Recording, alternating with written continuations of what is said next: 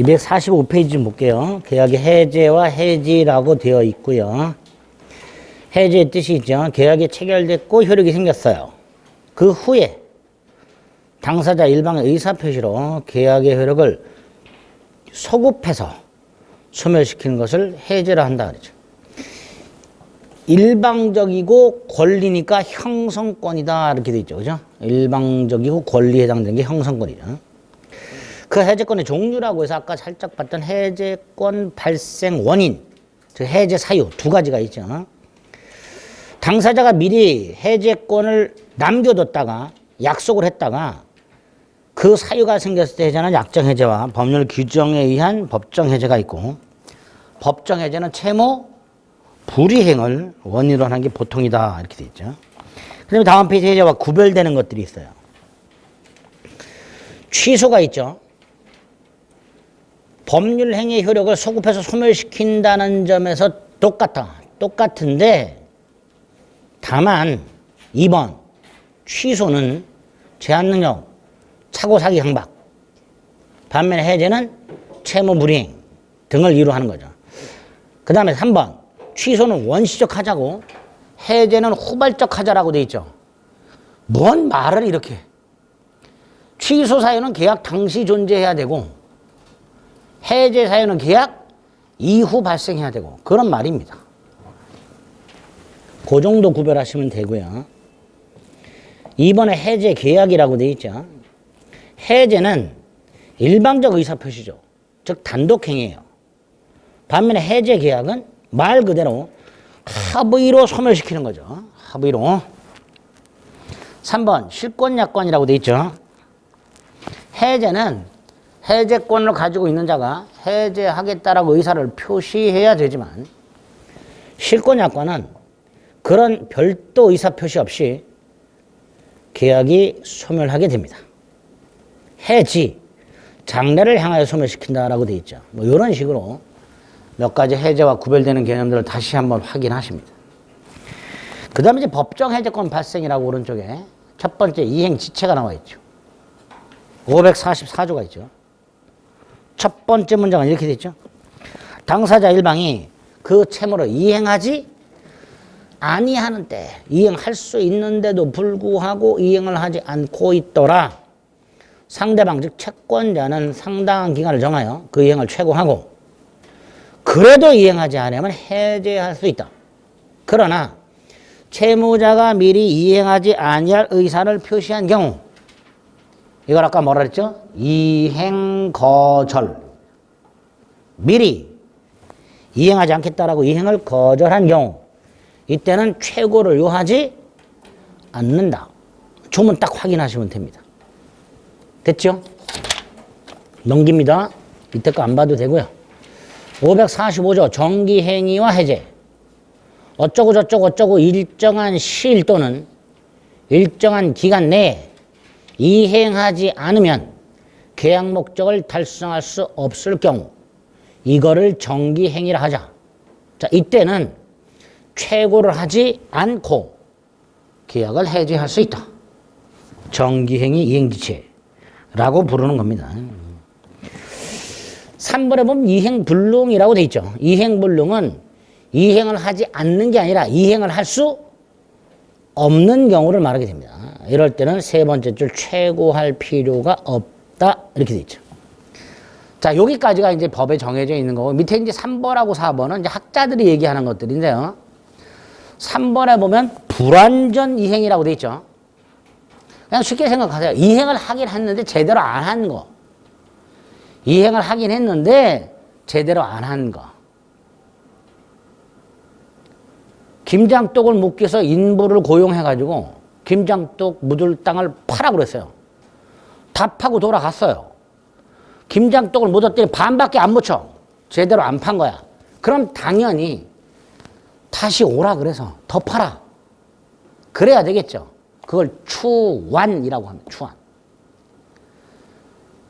이행을 하긴 했는데 제대로 안 한 경우에 나중에 완전하게 하라. 그걸 추완. 그 추완이 가능한 경우가 있고요. 불가능한 경우가 있을 수 있어요. 예를 들어서 그 인부를 불렀더니 지금 당장 오겠다. 이건 추환이 가능할 거예요. 그죠? 근데 연락을 했더니 이미 저기 지방으로 출장을 갔대. 오늘은 다시 올 수가 없어. 그럼 불가능하죠. 이런 경우. 이렇게 불완전 이행의 경우에는 추가적으로 이행이 가능하냐, 불가능하냐로 나눠서 가능하면 1시간 내로 와가서 더 파세요. 상당한 기간을 정해서 이행을 최고하고 해제. 반대로 이미 다른 지방으로 출장을 가버려서 그럼 더 이상 최고할 수가 없지. 그러니까 최고 없이 해제. 이렇게 되겠죠. 그렇게 그냥 나누시면 돼요. 여기서 추완이 뭐냐? 그것만 좀 확인하시고. 나중에 다시 이행하는 거, 그걸 추완이라 한다. 근데 4번에 왔더니 부수역 의무 불이행이라고 되어 있는데 부수역 의무라는 건 계약을 하면서 특약을 하는 경우, 이 특약을 통해서 발생하는 의무를 부수역 의무라고 합니다. 특약을 통해 발생하는 의무. 예를 들어서 갑과 을 사이에 갑소유 A 임야를 1억에 매매하는 계약을 했다. 자, 매매 계약의 주된 의무가 뭐냐? 임야 소유권 이전과 대금 지급. 이게 매매 계약의 주된 의무겠죠. 그런데 갑과 을이 특약을 합니다. 뭐라고 했냐? 요 임야 내에 묘지가 2기가 있어요. 갑은 그 묘지 2기를 이전한다. 이렇게. 이때 갑이 묘지 2기를 다른 곳으로 이전하기로 하는 채무는 임야 매매계약상 채무가 아니라 별도의 특약상 채무예요. 그죠? 이런 걸 부수역 채무라고 합니다. 자, 이때 갑이요. 을에게 임야 소유권은 넘겨주는데 이걸 이전을 안 하고 있어. 그럼 을은 이전하라고 쪼겠죠. 끝내 이전을 안 하면 을은 계약을 해지할 수 있을까? 다시 말해서 부수적 채무 불이행을 이유로 계약을 해지할 수 있을까의 문제가 생깁니다. 우리 대법원 원칙 안 돼. 주된 채무가 아니라 부수적 채무 불이행을 이유로는 원칙적으로 계약을 해지할 수가 없다. 뭐 그 정도. 예, 그 정도. 예, 여기까지가 이제 해지 사유다. 이렇게 생각하시면 됩니다. 그다음 자, 해제 뜻 봤고요. 구별 개념 봤고요. 해제 사유가 어떤 건지 봤어요. 그럼 네 번째로 이러한 해제 사유에 의하여 누군가에게 해제권이 생겼어.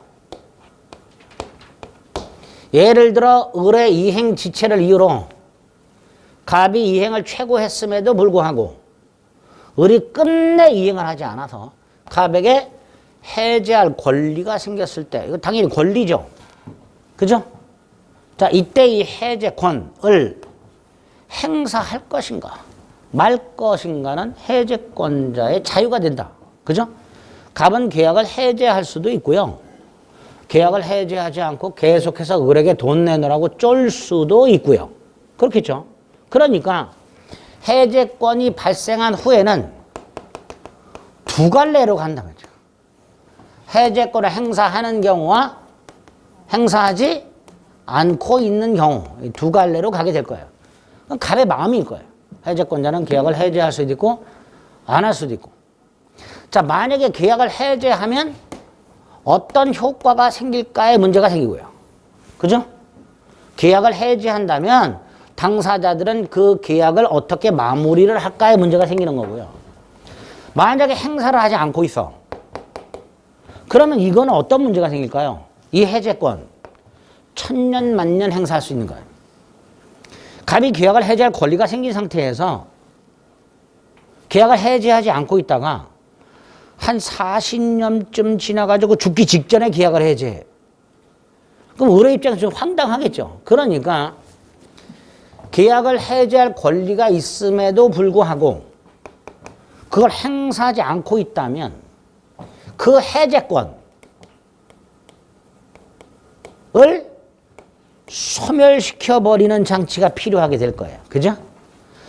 해제할 권리를 천년 만년 종속시킬 수는 없으니까 해제권을 소멸시켜야 될 겁니다. 그 해제권 소멸 사유가 뭐가 있느냐. 두 갈래로 가게 될 겁니다. 그죠? 자, 여기서 먼저 만약에 계약을 해제했다. 이행지체와 같은 채무 불이행을 이유로 하는 법정 해제.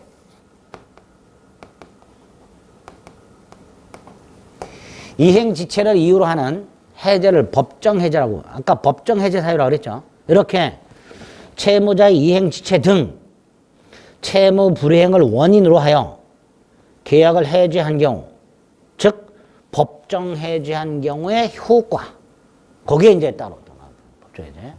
일단 크가지 세 가지 효과가 나옵니다. 첫째가 계약은 소급해서 소멸합니다. 계약은 소급해서 소멸하고요.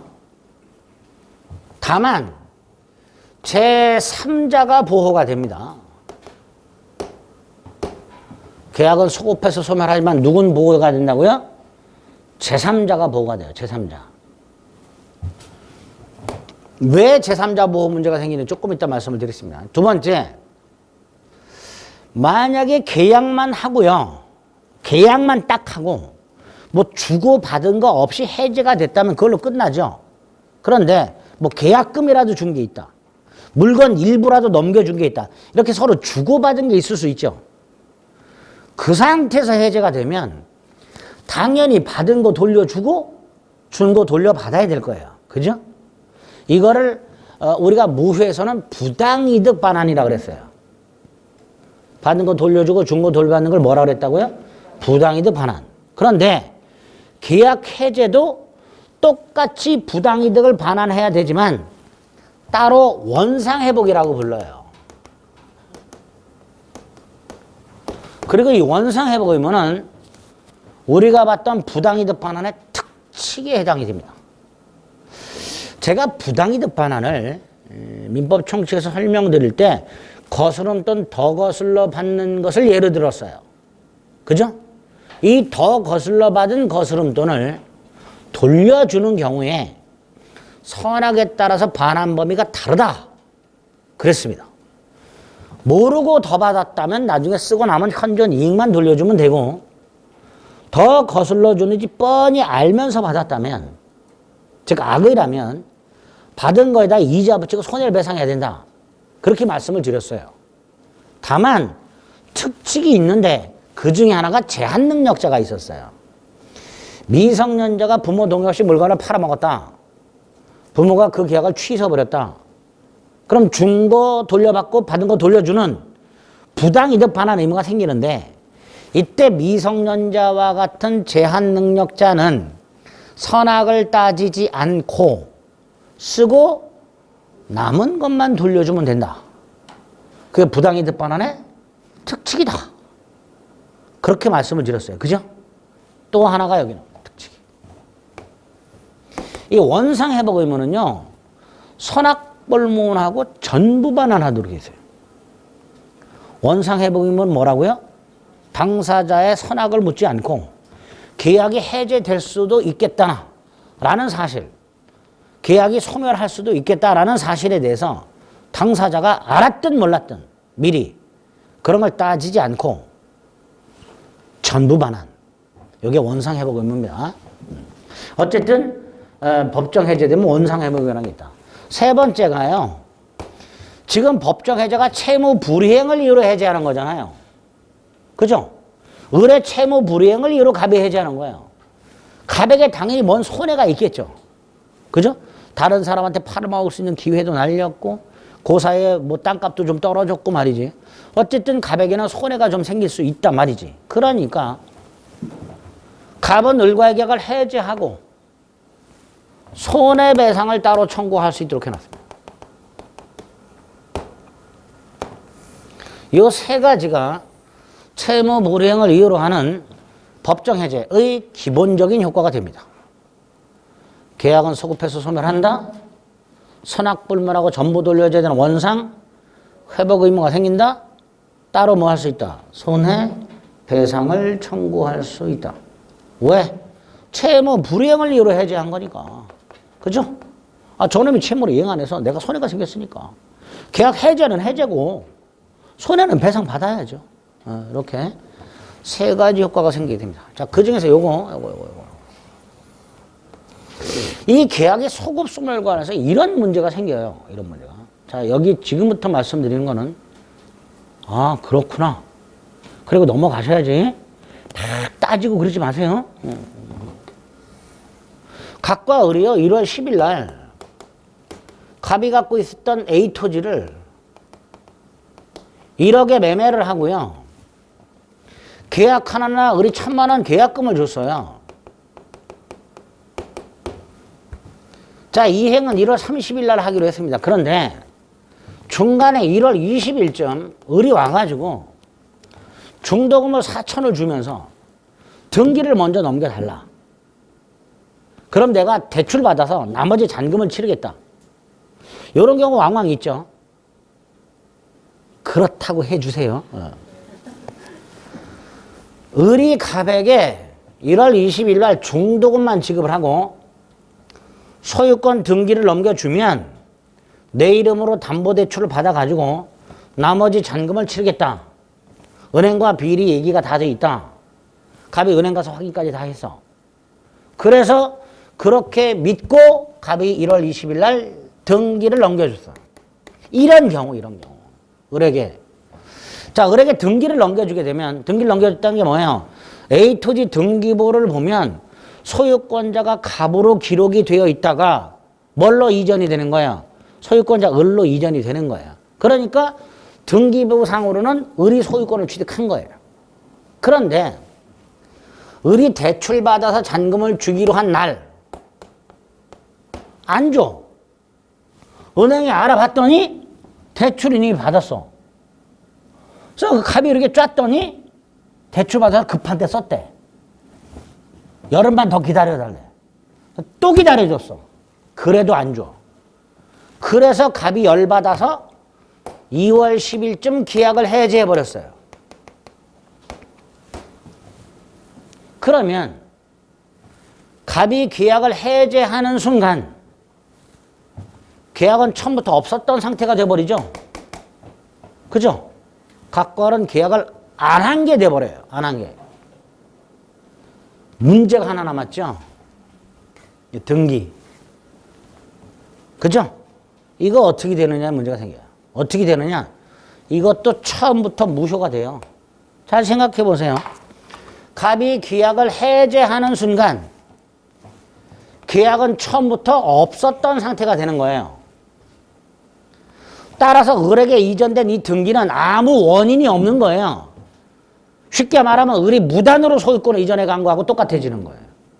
그렇죠? 그러니까 이 등기 자체가 무효가 되어버려요. 이렇게 갑과 을 사이의 계약이 채무 불이행을 이루 해제가 되었을 때 계약이 소급해서 소멸하는 경우에 이런 문제가 생긴단 말이죠.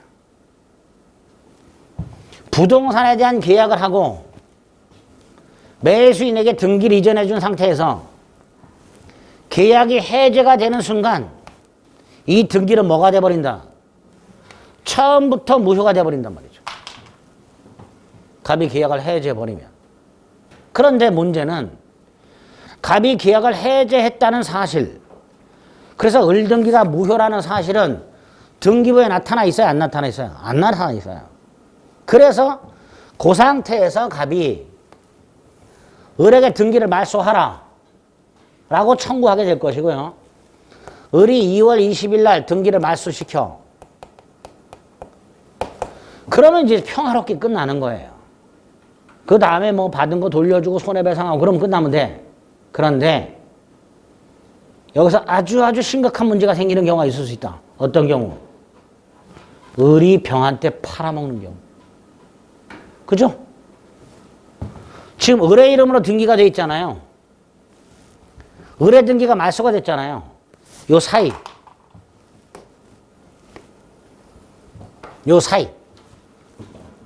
소유권은 누구한테 이미 되돌아와 있고 이 땅 소유권자는 누구예요?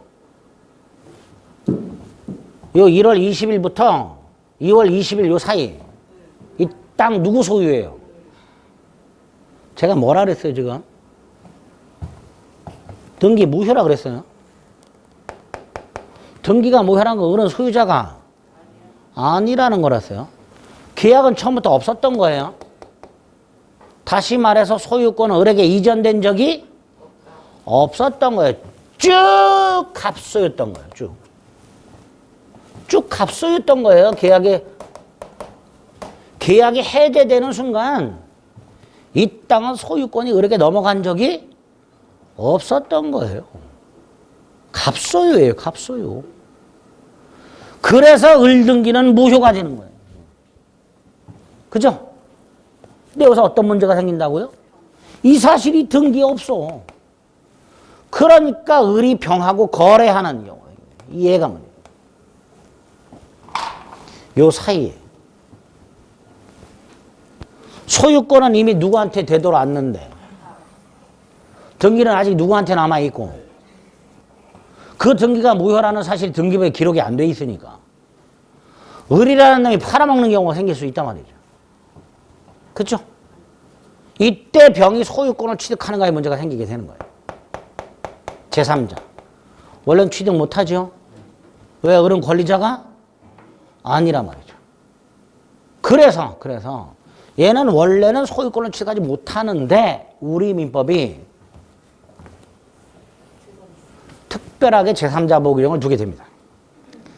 계약이 해제됐다 하더라도 제3자 권리를 해하지는 못한다. 이렇게 나서. 그래서 제3자가 등장하게 됩니다. 자, 여기서 이 제3자는 원래 갑이 을과의 계약을 해제하기 전 제3자를 말합니다. 왜냐하면 이 제3자 보호 규정에서는 이 제3자 앞에 선이 악의가 없어요. 조문을 보면 제3자 권리를 해하지 못한다라고 돼 있어요. 즉 선악을 구별하고 있질 않아요. 자, 여기서 선악이 뭐냐? 계약이 해제됐다는 사실. 계약이 해제됐다는 사실. 그래서 을등기가 무효가 됐다는 사실에 대한 선악을 말하는데 계약이 해제되기 전에는 해제됐다는 사실에 대한 선악이 있을 수 없지요. 그렇잖아요. 그러니까 선악불문하고 제3자가 보호가 된다 할 때 그 제3자는 계약이 해제되기 전 제3자입니다. 그게 원칙적 제3자가 되는 거예요. 제3자 보호 규정에 선의의 제3자라고 안 돼 있고 그냥 제3자 권리를 하지 못한다. 그러니까 선악을 구별 안 하고 있어요. 이유는 이때 보호되는 제3자 병은 선악이 과연 뭐냐? 계약이 해제가 된 후에 갑이 을과의 계약을 해제한 후에 그 해제됐다는 사실에 대한 선악이 있을 수 있단 말이에요. 계약이 해제가 되기 전에는 당연히 아직 계약이 해제가 되기 전이니까 계약이 해제됐다는 사실에 대한 선악이 있을 수가 없는 거죠. 그러니까 그냥 제3자라고 하는 거예요. 그러니까 이때의 제3자는 해제되기 전에 제3자이기 때문에. 두 번째, 우리 대법원이 얘를 확장을 해. 해제 후 제3자를 하나 끼워 넣어. 그런데 해제 후에는 해제됐으니까 해제됐다는 것에 대한 선악이 있을 수 있지요. 그렇잖아요. 계약이 일단 해제가 됐다면 갑을 간의 계약이 해제가 됐다면 제3자는 갑을 간의 계약이 이미 해제됐다. 을등기가 이미 무효가 됐다. 라는 사실에 대해서 선악이 있을 수 있지. 그럴 때는 선의의 제3자만 보호하도록 그렇게 해석을 하고 있습니다.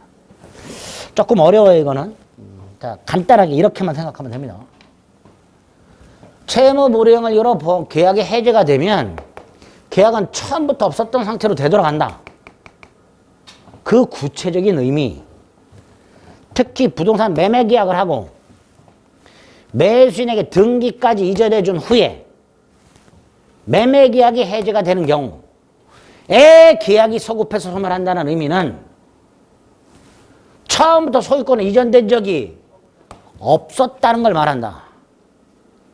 계약을 한 적이 없으니까. 그죠? 그래서 등기 자체가 뭐가 돼버린다? 무효가 돼버린다. 따라서 매수인에게 등기를 이전해 준 날부터 계약이 해제되고 등기가 말소될 때까지 소유권은 갑에게 복귀가 됐지만 등기는 아직 누구한테 남아있는, 을에게 남아있는 이런 상황이 있을 수 있고, 그 상황에서 거래하는 제3자가 있을 수 있기 때문에 그 제3자를 보호하는 규정을 따로 두고 있다. 이렇게 딱 정리해 두시면 됩니다. 됐죠?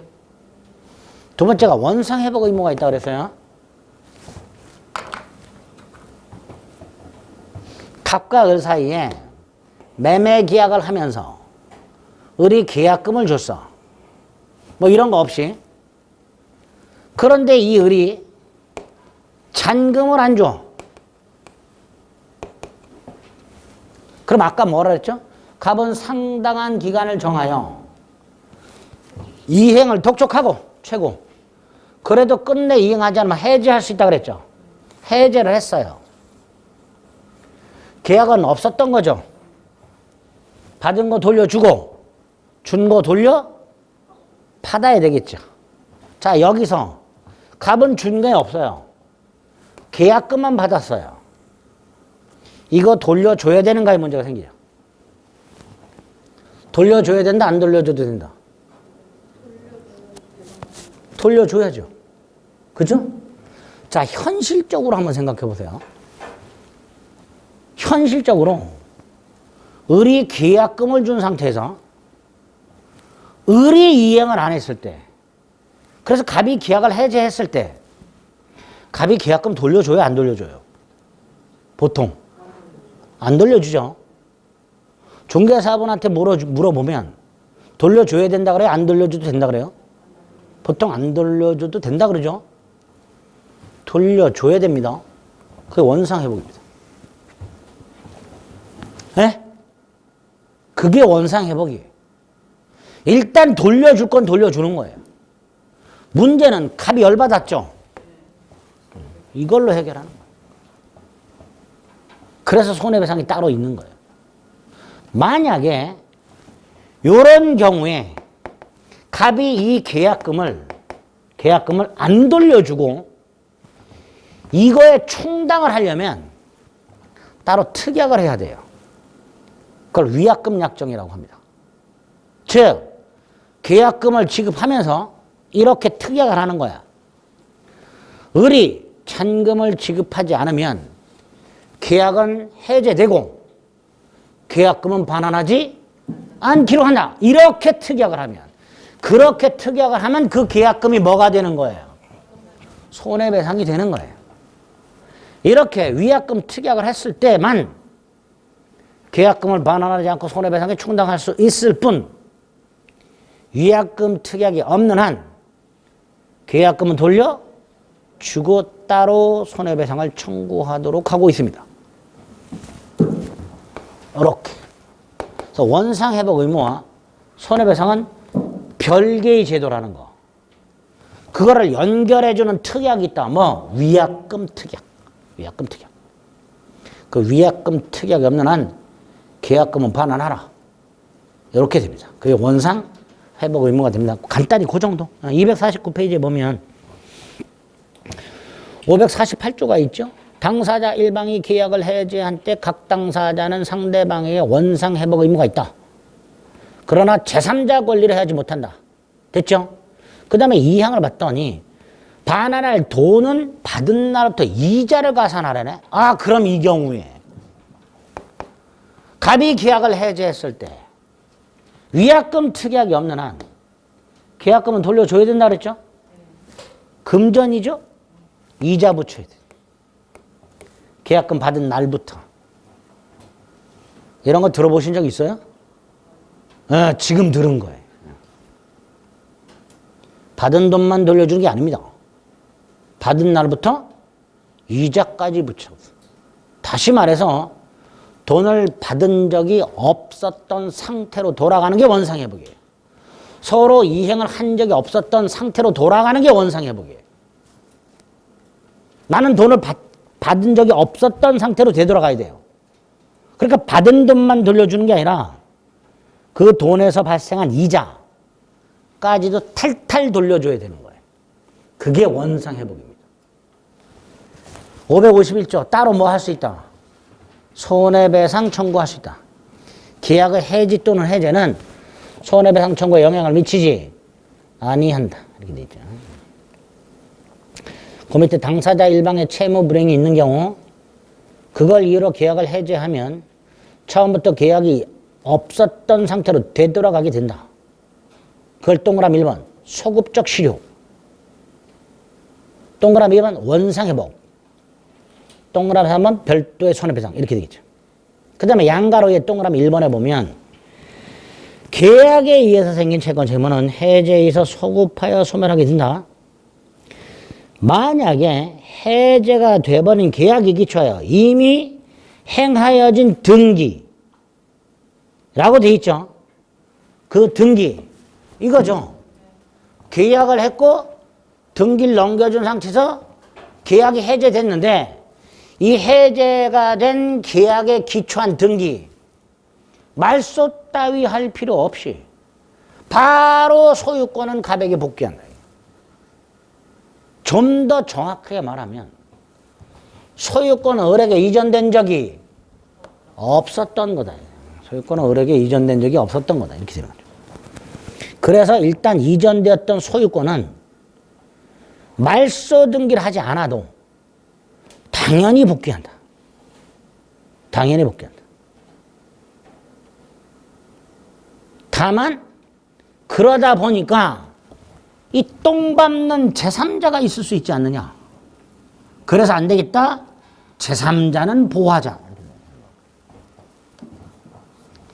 됐죠? 넘깁니다. 원상회복이 있어요. 원상회복이라고 되어 있는데 세 번째 줄에 뭐라고 되어 있어요? 부당이득 반환 성질을 가지고 있다고 그랬죠. 다만 부당이득은 선악에 따라서 반환 범위가 달랐죠. 근데 아까 원상회복은 이자까지 탈탈 돌려주라고 되어 있죠. 그러니까 선악불문 전부 반환 이렇게 되죠. 선악불문 전부 반환. 다섯 번째 줄 선의 악의 여섯 번째 줄인가요? 이 현존 여부를 묻지 않고 전부를 반환해야 된다. 즉 원상회복 의무는 부당 이득에 관한 특별 규정이 된다. 그래서 우리 민법에 우리 시험법에 부당이득 특칙이 두 개가 있다 그래요. 제한 능력을 이유한 취소와 채무 불이행을 이유한 계약 해제 이 두 가지가 있게 됩니다. 그리고 따로 손해배상을 청구한다고 돼 있는데요. 그 손해배상에 보면 니은의 두 번째 줄 이행이익배상이라고 돼 있죠. 어서 들어봤죠 이거? 어서 들어봤나? 어서 들어봤죠? 그러니까 첫 시간에 들어봤죠. 계약 체결상의 과실 책임에서 이행이익을 넘지 않는 범위 내에서 실내이익을 배상하라고 그랬죠. 여기서 이행이익과 실내이익을 그냥 간단하게 어떻게 구별하자 그랬어요. 실내이익은 계약이 무효일 때, 이행이익은 계약이 유효한데 이행이 안 됐을 때. 그죠? 이거잖아. 유효한 계약을 했는데 이행을 안 해서 해지했잖아요. 그죠? 그러니까 이행이익 배상을 청구하는 게 원칙이 되는 거죠. 이행이익 배상 청구가 원칙이 됩니다.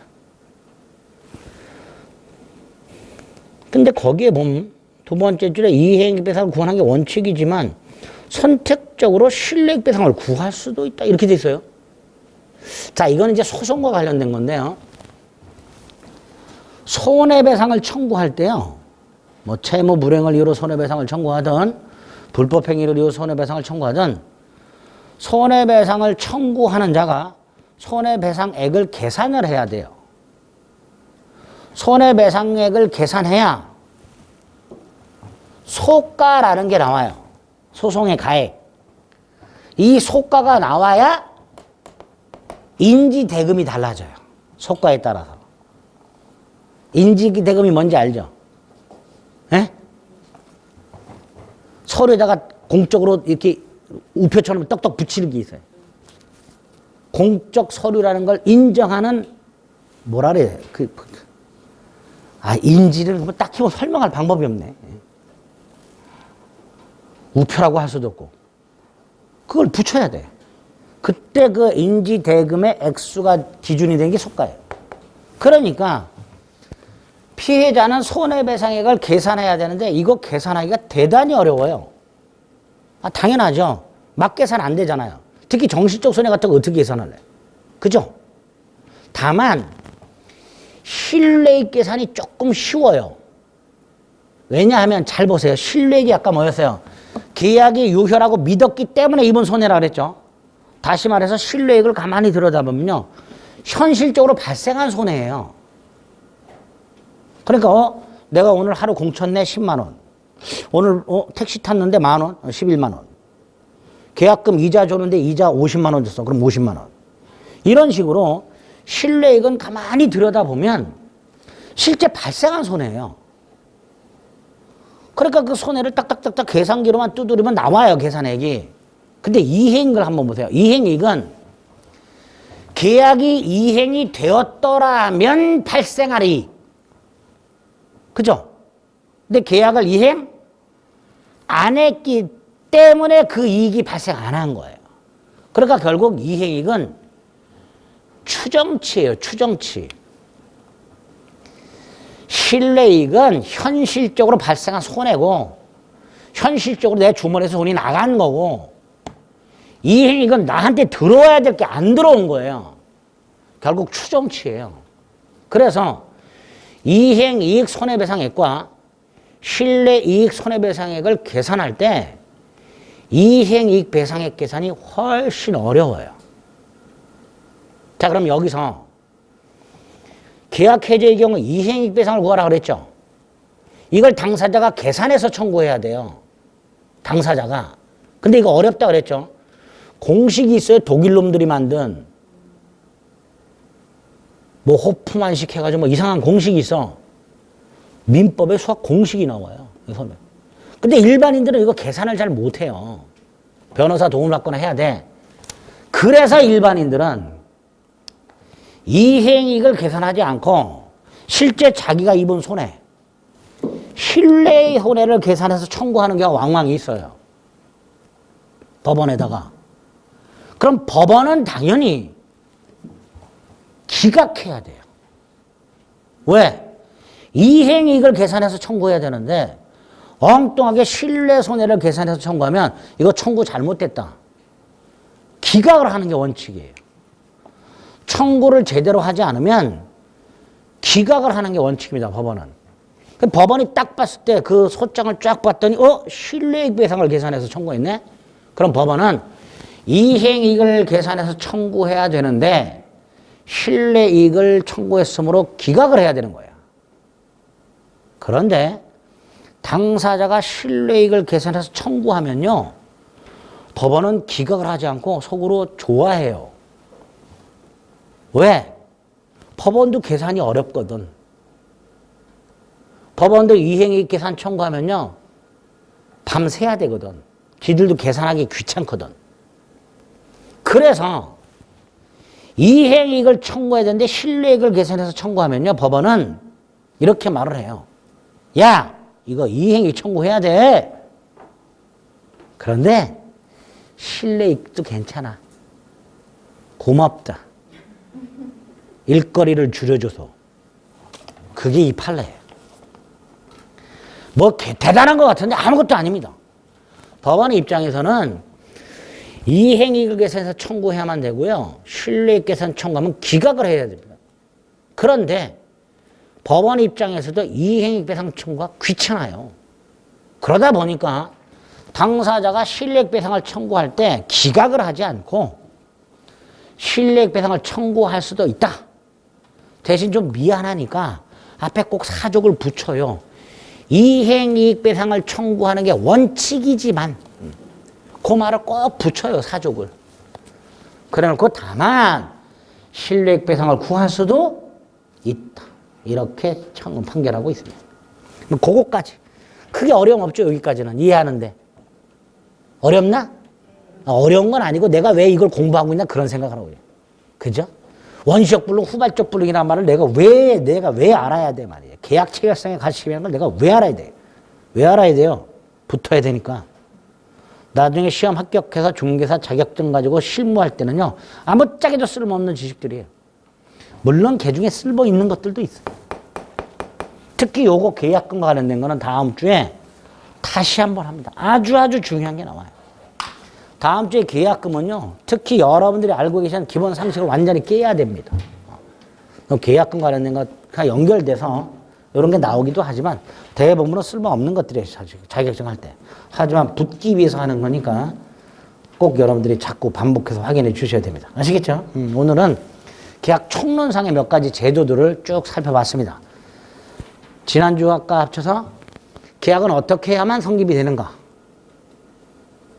계약이 성립됐다. 그 다음에 유무효를 판단해 보자. 그런데 원식불능으로 무효도라 계약 체결상의 가시책임. 깨끗하다, 유효하다, 권리 의무가 생긴다. 그게 양당사자에게 생기는 쌍무계약의 두 가지 제도. 동시 이행의 한변권과 위헌부담이라는 제도가 있었다. 그리고 계약상 권리가 제3자에게 생기는 게 하나 있었다. 제3자를 위한 계약.